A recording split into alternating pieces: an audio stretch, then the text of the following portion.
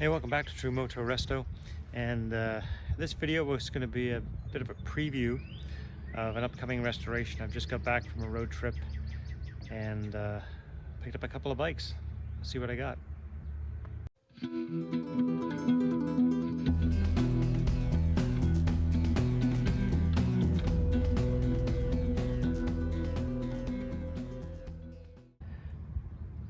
All right, so first one here, the green one, is a 1990 Ninja ZX-7, and of course it's not the correct color scheme, but that's okay. It's all gonna get sorted out. It has some, things here that are gonna need to be removed and whatnot, but by and large, this one is pretty much complete. But yeah, it's the wrong color, of course, wrong color frame. And then this one is a 1989, and again, incorrect color, polished frame. Looks like the paint has been removed off the engine as well. And generally speaking, this one here, the green one, runs and drives. I heard it run when I was there. I got to start it up. It was a cold start. I hadn't been running quite a long time, but it started up without too much trouble.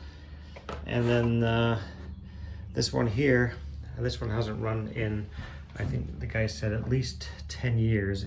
He's had it about a year. I think he bought them both a little over a year ago. He said he put a battery in it, but didn't get any crank at all. The guy that he bought it from, apparently it had run 10 years ago, and that was the last time it ran. So this one's a bit more of a gamble. This one is also the key won't open the gas cap, so I'm not sure what the inside of that tank looks like yet. So that's got to get solved. This one, the tank looks okay. But yeah, so the plan, generally speaking, we'll get these out when I'm at my mom's place at the moment. So I'll get these out of the trailer when I get back home tomorrow. We'll get a closer look at them. But in a nutshell, this is going to get restored in the green, blue, and white, the original colors, as long as I can get it running okay. This one is going to be restored in the red, silver, and black, so it will be kind of like a ZX-R 750 European color scheme. So as far as completeness goes, the green one looks pretty complete, with the exception of the turn signals. It doesn't have OEM turn signals. The blue one is missing a rear fender. It doesn't have the rear fender in there, and the blue one also, I don't think it doesn't have the hugger on it either, although this one does have a hugger, it does have a rear fender, so it's pretty complete. So generally all these things are solvable. That's no big deal. I think the biggest issue is going to be like this one doesn't have the infill panels that this one has, but well, I shouldn't say that's the biggest issue. The biggest issue would be getting it running. But anyway, there we go. There's a quick intro. We'll get a better look once we get them unloaded when I get back home tomorrow. All right, so finally back home, and there is bike number one. So this is the 1990, and as I said before, fairly complete. Still has the solo seat, and the rear fender is still there. There's the hugger is on there, although unfortunately everything has been painted. Everything has been painted. The fenders, the frame, swing arm, bodywork, the Hoover tubes, forks. Even the upper fork stanchions have been painted. Everything's got paint on it. Triple clamps. Yeah, lots and lots and lots of paint. So there'll be lots and lots and lots of stripping. But that's all part of the game with this sort of stuff, to get it back to original. Of course, all of this mesh stuff has got to go. There's mesh stuff in here that's got to go. There's some interesting light covers that have to go. The seller did provide a brand new windshield for this. and a new set of mirrors as well. So that's good. But you know, it's and it runs. It hadn't been run for probably a year when I got there. It was still tucked away in the back of the garage. I really appreciated the seller hadn't fired it up or anything, and we put a battery in it while I was there, and it didn't take too long to get it to fire up and run. So that was good. So yeah, this one is the most complete. It runs, and it will be a pile of work, but you know, it should be. I think the good news is most of it is there, and it doesn't smoke when it runs. The coolant bottle is there; it's intact. These infill panels are all here, so yeah, it's a good complete bike and a really good solid base to start from. So the other one's in the trailer, which is, you know, less complete and doesn't run, but we'll haul that out right now, get it unstrapped, get the rest of the ties off it, and see what we have. Okay, number 2. So again, it's, I don't want to say this is a complete bike, because it isn't. This one's in quite a bit rougher shape for sure. No hugger in there. Hugger's missing. The rear fender has either been cut or removed off the back. Does not have the correct infill panels in here. Has the wrong fuel valve there. Does not start. So I've not seen or heard this one run. The key will not open the gas cap for some reason. It's just nothing. Either it's the wrong key or the gas cap is stuck, so that'll have to be sorted out. Wrong foot pegs. The frame has been stripped and polished. The wheels have been stripped and polished. The engine has been stripped and polished. So somebody spent a lot of time stripping and polishing all the aluminum on this bike. So yeah, it's this one is in a bit more need of care. So, but you know, it was a package deal, so I thought, well, you never know what you're gonna get, right, with this sort of stuff. But I mean, the seller was up front. He said he had never had it running, and the guy before him had bought it running, but it hadn't run for 10 years by the time he sold it. So yeah, I don't know what I have here, except I have a bike that's you know, all the fairings are there, the solo seat is there, obviously. So largely complete, but not quite. And unfortunately, some of the things that are missing are the things that are exceptionally difficult to find, like that rear hugger that's supposed to go up inside there. That's a 1-year only item on the 89 ZX-7. So that is going to be pretty much impossible to find, I would think. I just don't think that's going to be feasible, but you never know. Everybody's always looking for them. Nobody ever finds them. I think the best chance of ever finding one of those is likely if I ended up buying another 89 that happened to have it on, but you just don't see them come up for sale even on eBay or anywhere like that. It's just, it's a unique item. So that being said, yeah, that's the that one's going to take a little more work to get it where it needs to be, but interesting, very interesting.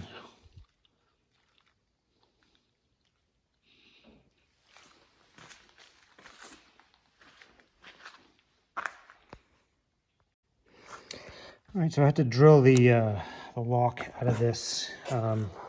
Unfortunately, in the process of drilling it and trying to get it all out, the whole barrel ended up. I got all the pins, the wafers drilled, but then unfortunately the barrel itself sheared off from the mechanism, so that meant I had to stick a screwdriver in there, way down in there. And I got it open, so now I can see that the tank is that's been closed up for at least 10 years is a bit of a disaster. So yeah, I have to drain it, the rest of the fuel that's in there, but yeah, it's pretty rusty in there, I think. Well, this is the gasoline that's coming out. Pretty nasty.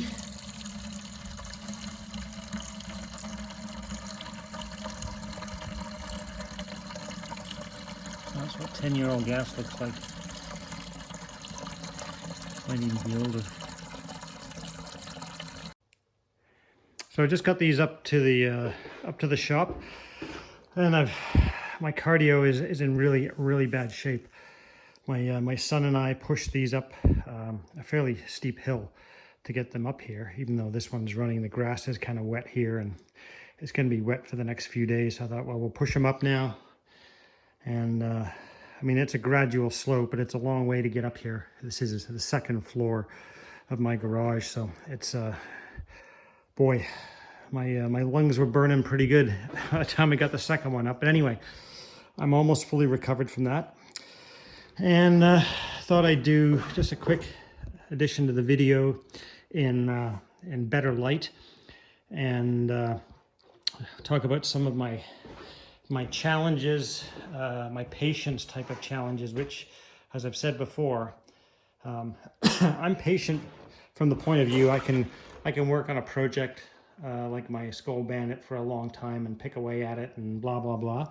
But what I'm not good at is waiting to determine which parts I should buy, because if I've got a couple of projects like this, the first thing I do is jump on eBay and just start buying stuff, because I think, well, I probably will need that, or I know I'm going to need foot pegs, or I'm going to need this, or I'm going to need that. I haven't even got this thing to run yet, and I'm already bought a new fuel tank because that one's rusty inside, although I might be able to clean it. It's not as bad as the GSX-R one was, but no, I've already bought a fuel tank. And I justify that by saying, well, you know, this tank looks pretty good. That one I had to repair with a soldering job. So, you know, another tank is never a bad thing. So the question is, can I hold it there, or am I going to be forced to buy, you know, the foot pegs that I'm missing? I found one of these. If the guy will ship it, again on eBay, it says may not ship to Canada. Do I go and buy new Hoover tubes that I found? You know, the list goes on and on about things that I could be buying for this. Like, this is not the original handlebar. So I found one of those. You know, should I buy that even though I haven't got the bike running yet?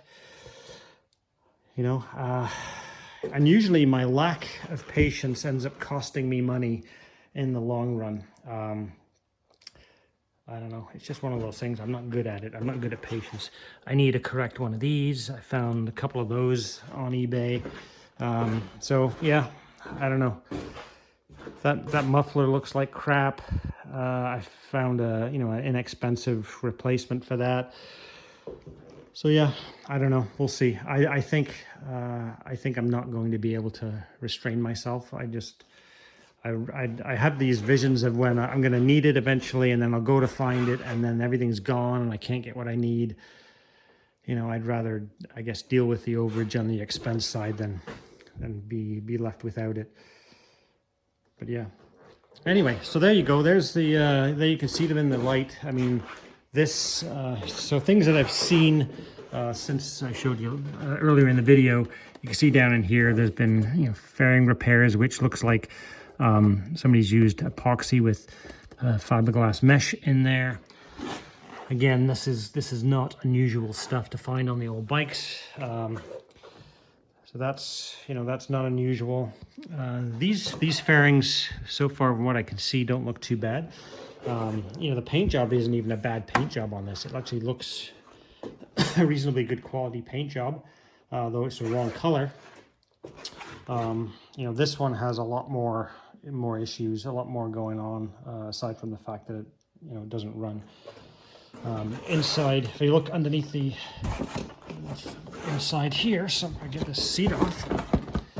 You know, the rear fender is completely missing. There's just basically a piece of rubber mat that runs underneath here all the way up underneath this seat to the battery box. So there's no rear fender whatsoever. There's no rear hugger in there at all. The battery box is there. You know, the foot pegs are obviously wrong. The infill panels, as we said, were wrong. So yeah, this is, somebody has this has got a switch here, which I think is likely for the heated grips, the Oxford heated grips. So that's all going to have to go, of course. We don't need that on there. And some of the interesting, I guess, the differences between the 88 and the 89, just from a cosmetics perspective, an initial glance. A lot of folks who are well versed on the ZX-7's will know this better than me. The swing arm is quite different on the 89 than the 90. It's kind of more of a braced swing arm versus what I'll call a more conventional swing arm on the 1990. You can tell the differences in the frame on the 89 versus the 90, where the 89 has this kind of triangular insert in the frame there where the swing arm attaches, and the 90 does not have the insert. It's just more of an empty hollow recess of the same shape.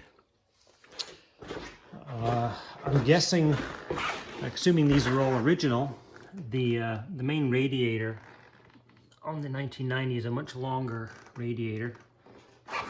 There's a very small gap between the oil cooler and the radiator on the 1990, whereas on the 89 it looks like it'd be a much smaller primary radiator and a bigger gap down to the oil cooler. And the same on my my other 1990s, a much bigger radiator in there.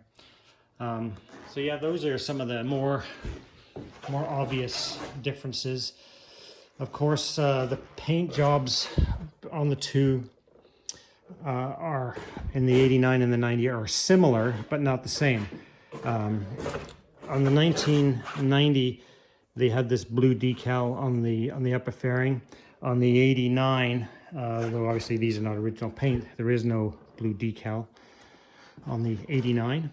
The other difference in the 89 is the Kawasaki decal is slightly lower down. It does not run into the upper fairing here, and it runs lower and further down the back down here on the 89. And then the other subtle difference is on the 89, this is paint right up into here, whereas on the 1990 this is a decal, and on the 89 these are decals, whereas on the 1990 these are paint. So it's kind of reversed on the 90 to the 89. So just some of the kind of the subtle differences that I'm aware of. The other ones from a performance perspective, I'm led to understand, I'm not an expert, but what was available aftermarket on the 89 in order to go competitive racing was actually standard on the 1990s. They came basically race ready with all the go faster bits already installed on them, is what I understand. Exactly what those go faster bits are, I don't know. If you know, add a comment below, because I'd love to have a good list of what the mechanical go faster differences are between the 89 and the 90. That would be interesting for me to know. So if you know, add a comment below and list those off for everybody, so we can all be educated at the same time. So anyway, so yeah, as I said, this one runs, and it, you know, I was quite happy / surprised after having it sat for quite a while. I would guess a year or so from when I got to see it to when he pulled it out of the back of the garage. And as I said, I was really glad. The seller seemed like a really nice, honest fella, and we hauled it out of his garage. He had put a battery on charge, and we put that in, and it took a little while. It took a few cranks to get it to go, but it did fire up and it did run. And as I said, there was no strange blue smoke coming out of the exhaust pipe, which was a good sign. And you know, he was quite you know, honest and upfront that you know, this had, he'd never started it from when he got it. He bought it as a parts bike, and it had sat for a good 10 years before he bought it, since the previous owner had it running. So who knows what we have with that one. It could be a runner, it could be a disaster. We'll have to wait and see. But I think one of the first things that I will be doing is taking the bodywork off this one, and at some point soonish, maybe towards the end of the summer, we'll see if we can get a battery into it and see if we can get it to go. He said he did put a charger on the battery. He said he got things to light up, but he didn't get any, there was no cranking, it wouldn't fire. So that's kind of just the way that one has kind of unfolded at this point. It's been a non-starter at this point. So we'll see how it all goes. We'll get it figured out eventually, and then hopefully we can make a project out of this one as well. But I mean, it's got, obviously there's issues with the switch gear here. You know, it's whatever pin is supposed to be holding that in place is buggered and gone. And sorry, I'm still coughing here because my lungs are still burning from pushing these things up here. Yeah, it's this one's pretty tired for sure. You know, let's be honest, a lot of these old sport bikes have been thrashed hard, ridden hard and put away wet, so who knows.